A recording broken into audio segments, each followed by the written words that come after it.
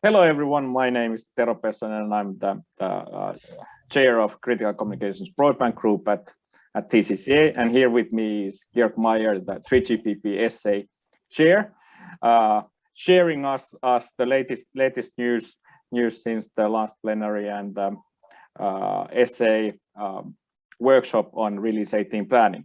Great to have you here, and floor is yours, Georg. Thank you very much, Tero. Thanks for having me, and thanks everybody for listening in. Yeah, I want to give a short overview of practically where we are in the process currently in 3GPP in SA, so the System Architecture and Services group of 3GPP, which I'm chairing. So I think most of you know we are doing our work in releases, so we are currently in this phase where the release 17 work in the architecture arena and what we call stage 2 arena is practically done. It's stabilizing. There's still a number of things to be clarified, editorial changes to be made, and so on.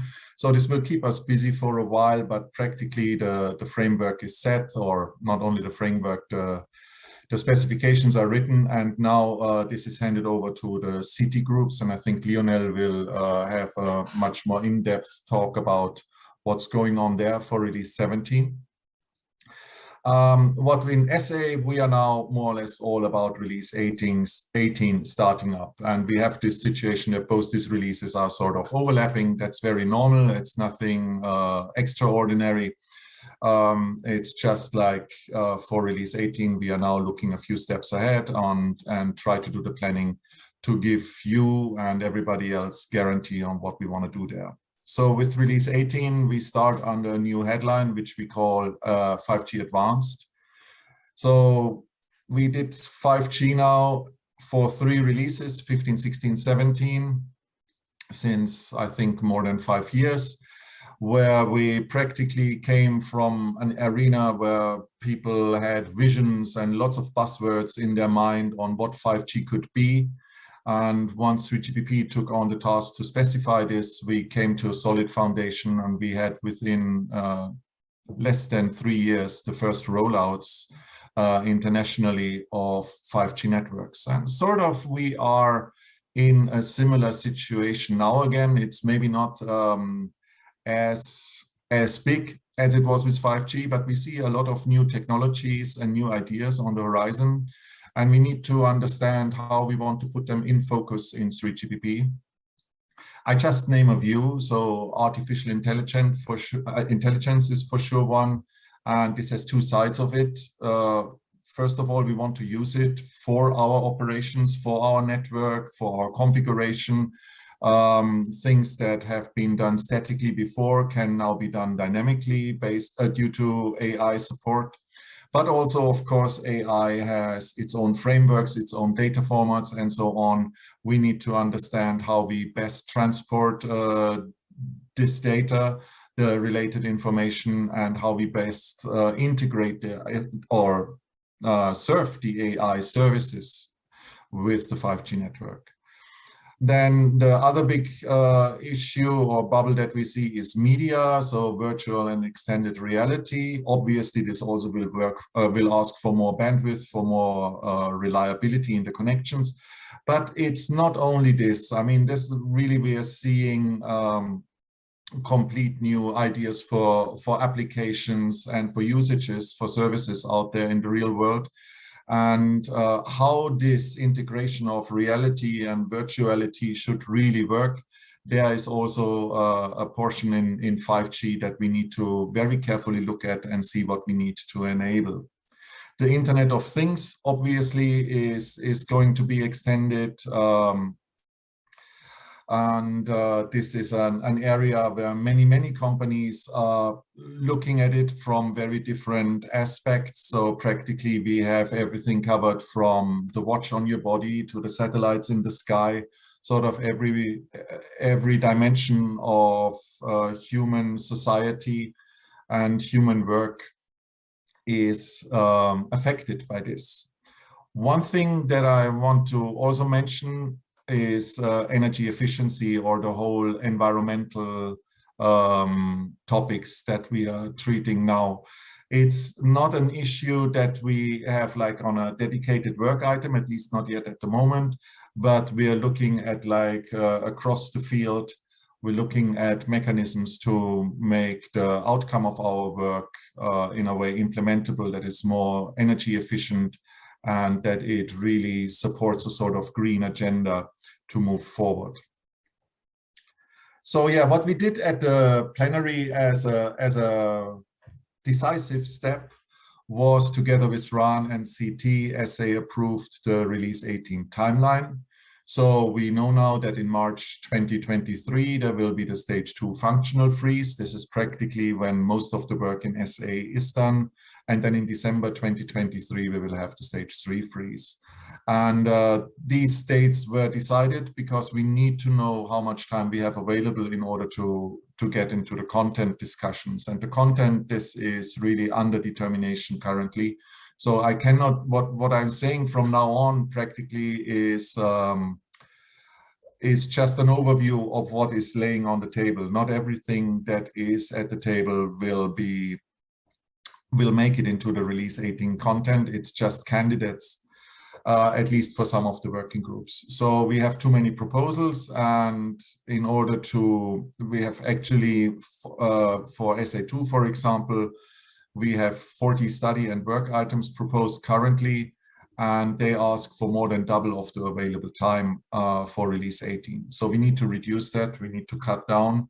And how to do that, we started a prioritization process, and that one is destined to finalize in December. So by the September plenary, or at the end of the December plenary 2021, RAN, SA, and CT will agree on the content of Release 18. So obviously we do this together. We have certain checkpoints between RAN and SA mainly on how to go forward with Release 18, but currently we are looking mostly at the SA2 items.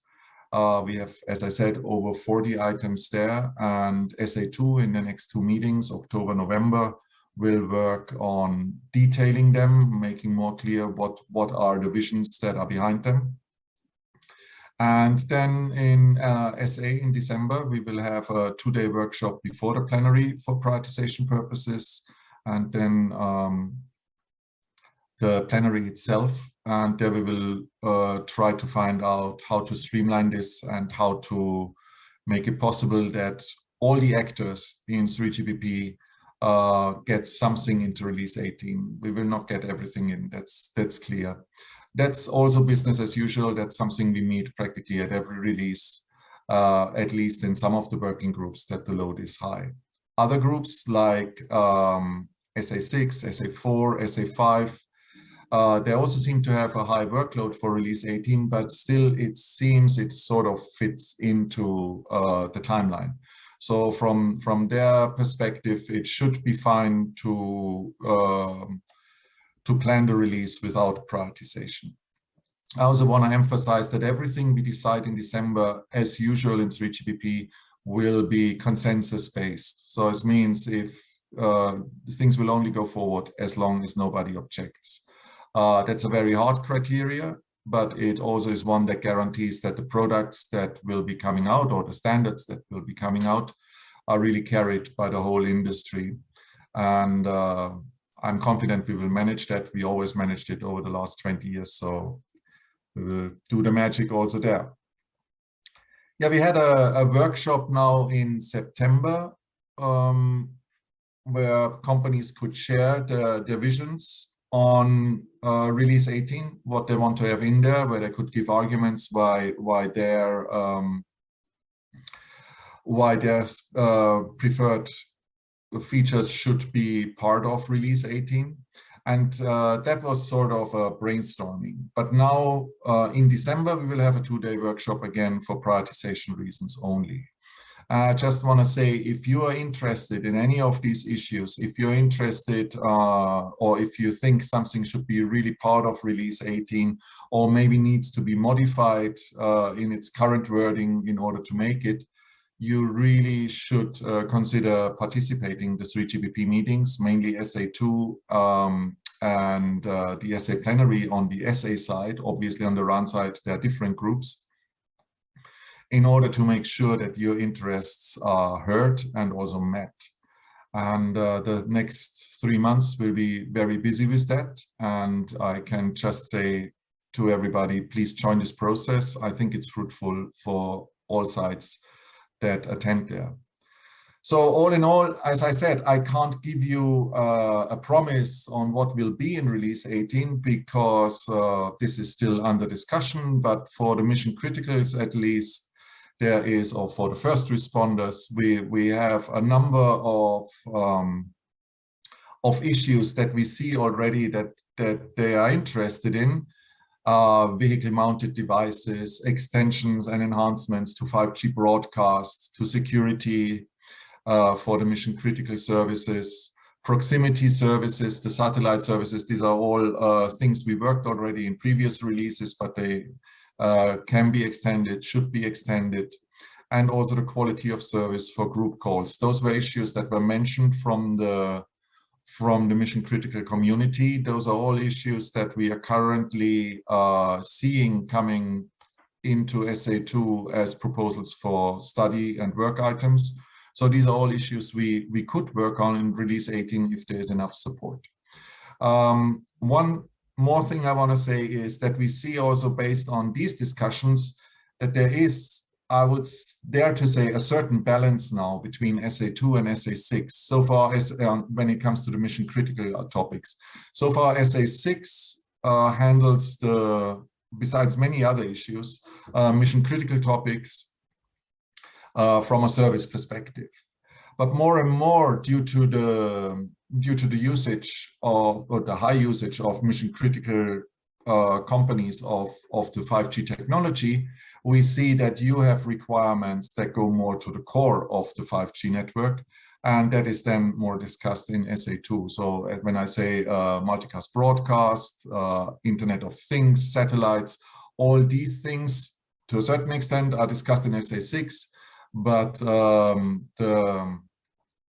there are also discussions in SA2. And so people who want to be active in 3GPP on any of these issues, I think these are two groups where you really should look and have a focus on. Yeah, again, you are all invited to join our process. The next 3 months will be very busy, and I hope that in 3 months I can tell you what's the content of release 18 and be all a bit wiser. Thank you very much.